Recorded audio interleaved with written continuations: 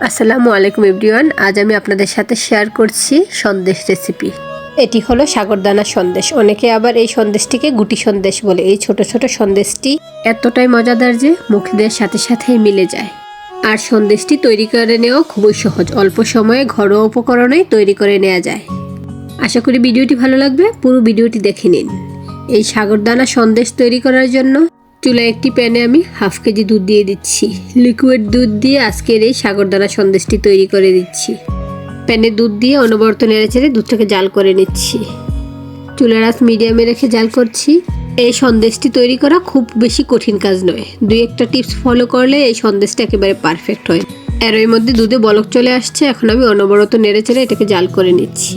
আর চুলার আঁচ অল্পতে রেখে জাল করে নিচ্ছি। দুধে ভালোভাবে বলক চলে আসার পর এখন এর সাথে আমি অ্যাড করে দিচ্ছি গুঁড়া দুধ। এখানে আমি 1/3 কাপ পরিমাণ গুঁড়া দুধ দিয়ে দিচ্ছি। গুঁড়া দুধটা দিয়ে আমি ভালোভাবে নেড়েচেড়ে মিশিয়ে নিচ্ছি, যেন কোনো অংশ গুটি গুটি থেকে না যায়, সেজন্য ভালোভাবে মিশিয়ে নিচ্ছি। এই গুঁড়া দুধটা দিয়ে নিলে দুধের মালাইটা সহজেই ঘন হয়ে যায়, সেজন্য অবশ্যই এই গুঁড়া দুধটা দিয়ে দেওয়ার চেষ্টা করবেন। সেজন্য গুঁড়া দুধটা আমি আগেই দিয়ে দিয়েছি এবং ভালোভাবে নেড়েচেড়ে নিচ্ছি। দুধটা জাল করতে করতে এখন আমি এর সাথে অ্যাড করে দিচ্ছি চিনি। এখানে আমি হাফ কাপ পরিমাণ চিনি দিয়ে দিচ্ছি। অবশ্য আপনারা চাইলে আরও পরে এই চিনিটা অ্যাড করতে পারেন, তবে আমি এই মুহূর্তে দিয়ে দিয়েছি। আর যারা একেবারে সাদা ধবধবে রাখতে চান তারা শেষ পর্যায়ে চিনিটা অ্যাড করবেন, কারণ আমি এই পর্যায়ে দিয়েছি। এই চিনিটাও জাল হবে, এটা একটু ক্যারামেল হয়ে কালার চলে আসে, তাই বলি যারা সাদা রাখতে চান তারা আরও পরে চিনিটা অ্যাড করে দিবেন। এখন এর মধ্যে আমি 1 চা চামচ পরিমাণ ঘি দিয়েছি। ঘি দিয়ে ভালোভাবে নেড়েচেড়ে দিচ্ছি। এই ঘিটা দিয়ে নেওয়াতে এই মুহূর্তে একটা সুন্দর স্মেল বের হয়েছে। আর পরবর্তীতে যখন আমি এই সাগরদানা সন্দেশগুলো বানাবো তখন সহজেই বানিয়ে নিতে পারবো, হাতে লেগে আসবে না। সেজন্য এই মুহূর্তে ঘিটা দিয়ে নেওয়ার চেষ্টা করবেন। আর এখানে আমি অনবরত নেড়েচেড়ে জাল করে নিচ্ছি। এভাবে আমি প্রায় 20 মিনিট এই দুধটাকে জাল করে নিয়েছি। এর মধ্যে মালাইটা রেডি হয়ে গিয়েছে। এখন আমি আর একটু জাল করে নিব। এর মধ্যে থাকা পানীয় ভাবটা অনেকটাই কমিয়ে নিব। এর মধ্যে অনেকটাই হয়ে এসেছে। আমি এটাকে অনবরত নেড়েচেড়ে জাল করে নিচ্ছি। আর এই মুহূর্তে এসে অনবরত জাল করতে হবে, তা না হলে নিচের অংশ দিয়ে আবার লেগে যেতে পারে। তাই এই মুহূর্তে এসে অনবরত জাল করতে হবে। এখন আমি আবারও 1 চা চামচ পরিমাণ ঘি দিয়েছি। আর দেখুন এই অংশটা প্যান থেকে উঠে আসছে। এখন আমি আবারও 2-1 মিনিট এটাকে জাল করে নিচ্ছি। আর এই মুহূর্তে চুলার আঁচ আমি একেবারে লতে রেখেই জাল করে নিচ্ছি। আর সন্দেশের মিক্সচারের পানীয় অভাবটা কমে এসেছে। এখন এটাকে চুলা থেকে তুলে নিব। আপনারা লক্ষ্য করুন এই সন্দেশের মিক্সচারটা কতটা ঘনত্বের রেখেছি, প্যান থেকে উঠে আসছে। তাই এই মুহূর্তে আমি চুলা থেকে তুলে নিচ্ছি। আর অবশ্যই অনবরত নাড়ছি। এভাবে নেড়েচেড়েই আমি এই মিক্সচারটাকে ঠান্ডা করে নিচ্ছি। চুলা থেকে তুলে অনেকটা ঠান্ডা হওয়ার পর আমি আবারও চলে আসছি।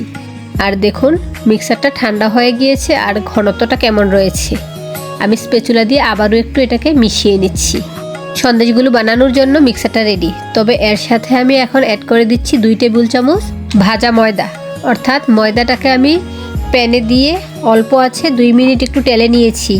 এই টেলে নেওয়া ময়দাটাকে এখন আমি এই মিক্সারটার সাথে মিক্স করে নেব। এর সাথে আমি 1 চা চামচ পরিমাণ ঘি দিয়েছি। এখন ঘি এবং ময়দাটাকে ভালোভাবে মিশিয়ে নিচ্ছি। ঘি এবং ময়দা একসাথে মিশানোর পর এই সন্দেশের মিক্সারটার সাথে ভালোভাবে মিশিয়ে নিয়েছি। এর মধ্যে সন্দেশের মিক্সারটা রেডি হয়ে গিয়েছে। আমি 2 হাতে একটু ঘি মাখিয়ে নিয়েছি। এখন অল্প একটু সন্দেশের মিক্সার নিয়ে 2 হাতে ঘষে ঘষে ছোট আকারের এই সাগরদানা সন্দেশ বা গুটি সন্দেশটা বানিয়ে নিচ্ছি। দেখুন আমি কেমন শেপের, কেমন ছোট ছোট করে বানাচ্ছি। আপনারা ছোট বড় করতে পারেন, তবে এই সন্দেশটা ছোট ছোট হয়, তাই তো এটাকে গুটি সন্দেশ বলা হয়। আমি অবশ্য এই সাগরদানা সন্দেশ অর্থাৎ গুটি সন্দেশটাকে শুকনো রসমালাই বলি। এই সাগরদানা সন্দেশটা আমি বানিয়ে নর্মাল ফ্রিজে রেখে দেই, এতে করে অনেক দিন পর্যন্ত ভালো থাকে। নর্মাল টেম্পারেচারে টেবিলের উপরে রাখলে 2-3 দিন ভালো থাকবে এবং ফ্রিজে নর্মাল চেম্বারে রাখলে 1 মাস পর্যন্ত ভালো থাকে। এভাবে আমি সবগুলো সন্দেশ বানিয়ে এটাকে রেস্টে রেখে দিচ্ছি সারা রাতের জন্য, কারণ সন্দেশটা এখনও অনেকটাই নরম রয়েছে। এটাকে সেট হতে সারা রাত সময় দিতে হয়। আমি একটা পাতলা কাপড় দিয়ে ঢেকে এটা সারা রাতের জন্য রেস্টে রেখে দিচ্ছি। আমি রাতেরে বানিয়েছি, তারপরে সকালের মধ্যে এটা সেট হয়ে গিয়েছে। আপনারাও এভাবে একটা পাতলা কাপড় দিয়ে ঢেকে রাখবেন। সকালবেলা আমি এই পাতলা কাপড়টা তুলে এটাকে দেখিয়ে দিচ্ছি কেমন সেট হয়েছে। আমি শুরুতেই দুধের সাথে চিনিটা জাল করেছি, সেজন্য কালারটা একটু লালচে হয়েছে। আপনারা শেষ পর্যায়ে যদি চিনিটা দিয়ে নেন একেবারেই সাদা হবে। দেখুন আমি স্প্যাচুলা দিয়ে এগুলোকে আলাদা করে নিচ্ছি। একেবারে পারফেক্টলি এগুলো সেট হয়েছে।